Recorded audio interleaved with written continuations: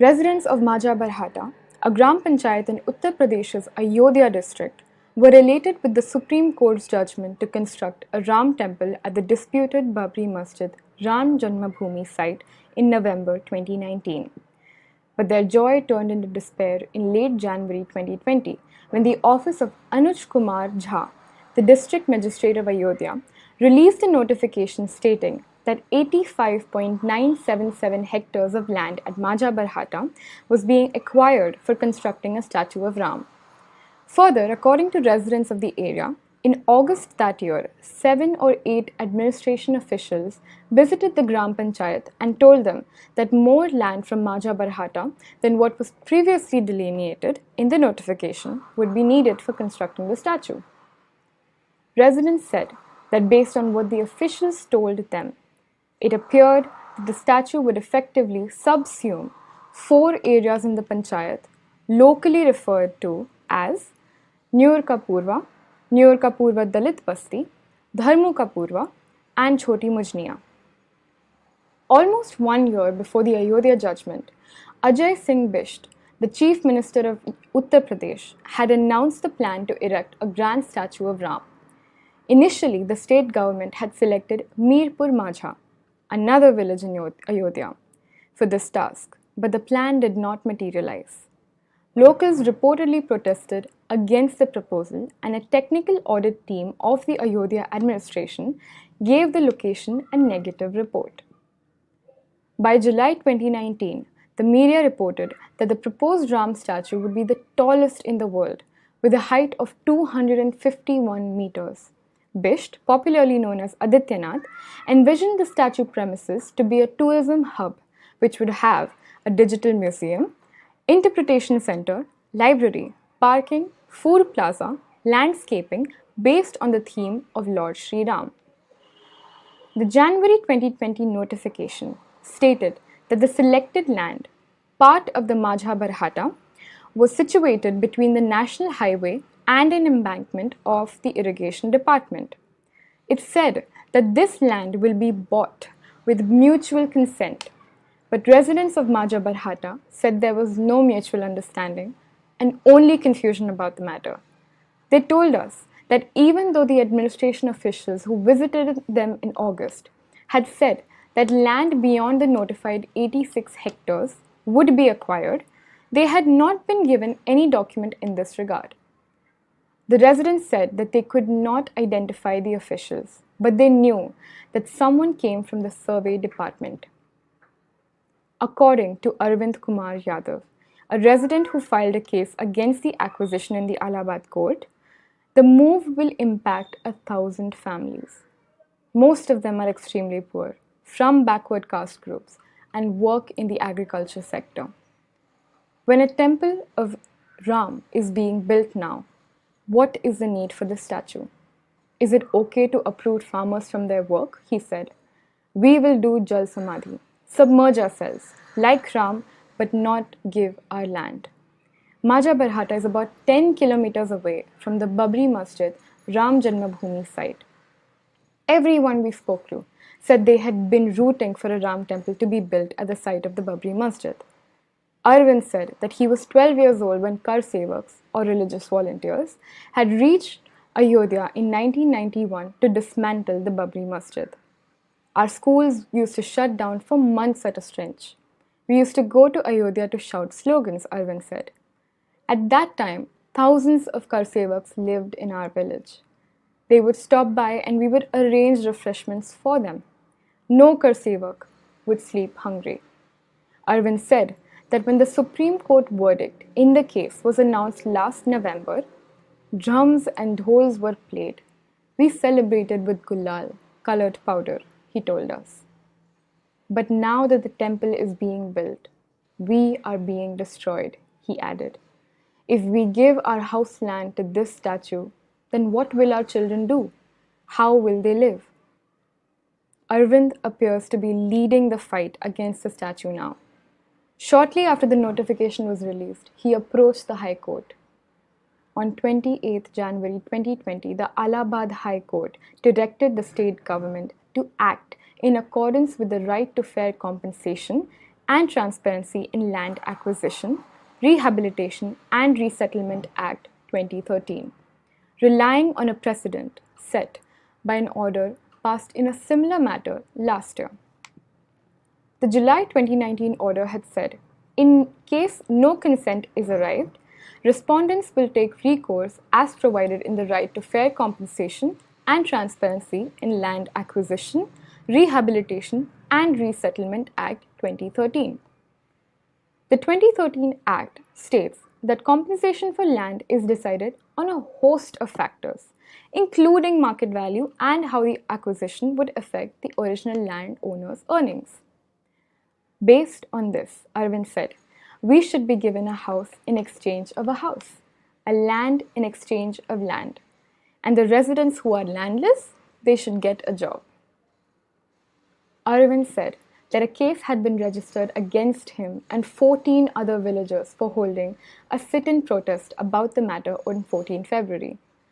The first information report in the case mentioned that 200 others were also present at the protest in violation of rules invoked under Section 144 of the Code of Criminal Procedure, which allows certain administrative officials to pass orders imposing restrictions on the assembly of persons. A second FIR was lodged against Arvind and Avdesh Kumar Singh, another resident, in September.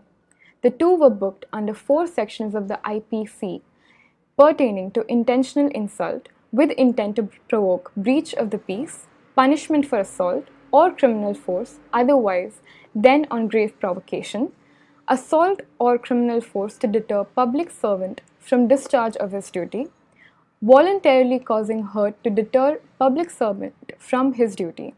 Arvind said, the police told him, we will get the administration to lock you up. We will get you killed in an encounter. Residents said that they had lived on this land for decades. Arvind told us that his ancestors had taken this land during the British Raj.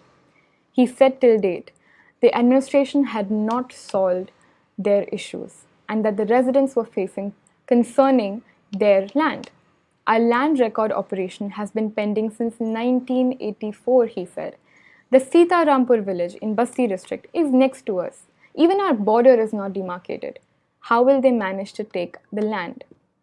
Multiple people from the Dalit community told us they got the land as a result of the Bhudan movement of the 1950s, which urged communities and individuals to give some of their lands to the landless. The land distribution that began then carried on for the coming years. Ramjit Gautam, a member of the Chamar community, was among the people who perceived this land. We were given the patta, a land document, for this land during Indira Gandhi's time in 1976. The Modi-Yogi government wants to dismiss this. The administration is believing that these Dalits will not be able to do anything, Ramjit said. He told us that he thought that the government intended to dislocate them without adequate compensation. This could be possible as they did not originally purchase the land. It was donated to them in the Bhudan movement. They want to occupy it for free. This is an upper caste government. They are not thinking of us, he said. They want to drive away Chamars and Yadavs. Residents told us that erecting the statue at Majha Barhata by displacing poor people was unnecessary. Sanjay Kumar Yadav, a resident and a sugarcane farmer, was one such resident. Now when the temple is being built, there is no justification to install a statue also. It will not be worshipped either. His face will be placed so high that he will not be visible properly. Sanjay told us, we are already oppressed. There are several issues that people from backward caste and farmers face. Farmers get paid for sugarcane years later. Villagers said that the administration had ignored several other locations which appeared to be viable for erecting the statue. Arvind said, if the administration wants land, it should first take the thousands of acres of non-agricultural land lying with sons and bhagato, referring to sons and their followers. If you want land, many must have many more land than us, he said, referring to monasteries. According to him, the akhadas, ascetic orders, in Ayodhya are also known to own a lot of land. If that is not enough, we will give our land, Arvind added. Anara Devi Yadav, our resident, also said there is a river embankment nearby. There is an empty piece of land there. They can install their statue there as well. Lack of clear communication by the administration appeared to be fueling the residents' anxieties. Anara said that the administration is not willing to give any clarity about whether the 86 hectares of land which was mentioned in the notification was being acquired or more. No one from the administration is even talking to us or telling us anything properly. If they can take our house or land or what? Anara said. They don't even talk to us. Even if old people ask them, they scold them and drive them away. Sanjay reiterated that there was a lot of confusion about the administration's plan. Sometimes they say our farmland will be taken, sometimes they say both our land and house will be taken. He said, a new notification should be issued saying neither our house nor our land will be taken. Anara emphasized that the residents did not have any say in what happened to their land. She told us when the officials came to the village to measure the land, hundreds of families were standing there with folded hands saying, do not measure our house. Last year, Majha Barhata was made a part of the Ayodhya Nagar Nigam or municipal corporation. Anara said, there was no hearing. Our village was made a part of the Nagar Nigam by force. We emailed a questionnaire about the villagers' allegations to Jha, the district magistrate of Ayodhya, and Deepak Kumar, the deputy inspector general, senior superintendent of police, Ayodhya, but did not receive a response. Anara said that it was a struggle for her family to live in Majha Barhata. No drain has been made in our village. No bulb has been installed till date. This government has done nothing for us, she told us. Whether foreigners come here for tourism, or a temple is built, or a mosque is built, what benefit will we get? She said. Drowning with our families would be better than this. After that, they can put up this grand statue. Her despair did not appear to shake her resolve to stay put in Majha Barhata. I was married into this village, and I will die here, Anara said. Shivnath Yadav, another resident, said that 3 generations of his family had lived in a thatch hut in Majha Barhata. If we leave that also, what will we be left with? The statue is of no use to us. Had they planned it on some barren land, then maybe our children could have gotten jobs nearby and earned a living.